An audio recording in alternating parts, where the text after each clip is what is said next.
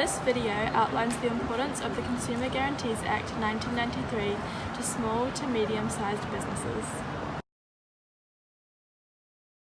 The Consumer Guarantee Act applies to someone once they have purchased a consumer product or something that is intended for personal or household use. Consumer is anyone who buys product or service that are ordinary for personal or household use. If a product is used for business, for example, a machine used by a factory, then it's not covered by CGA. It depends on how people use the product or service. The ordinary use of a good may also involve overtime. For example, computers has now become used widely by consumers in a personal manner. Under the Consumer Guarantees Act, services are expected to be completed within a reasonable time if the time frame was not previously decided. The service is expected to cost a reasonable amount if the price wasn't decided beforehand. Results from the service should be fit for a particular purpose, i.e. results for what you told the service provider you need it for. The service should also be carried out with reasonable care and skill. With the purchase of a good, the consumer is entitled to receive a good that is of good and acceptable quality, so it is in working order with no defects. It is expected to be fit for a particular purpose so that it does what the retailer was told you need it to do. The good should arrive on time and in good condition, delivered undamaged within the agreed time. Lastly, the good should also match the description or sample model.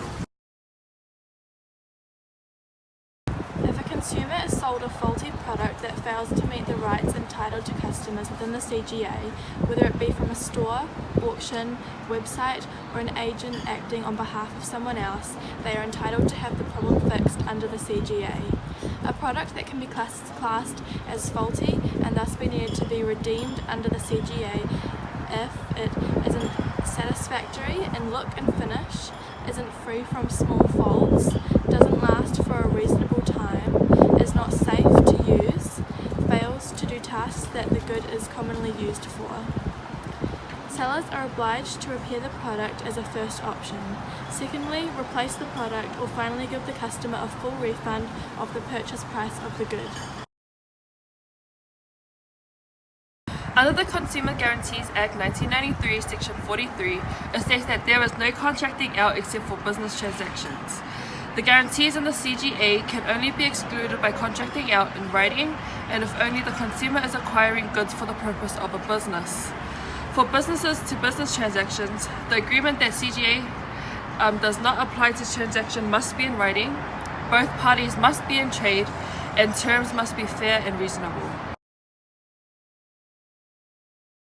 If a good or service breaches the Consumer Guarantees Act, if it is fixable, the company is obliged to fix it.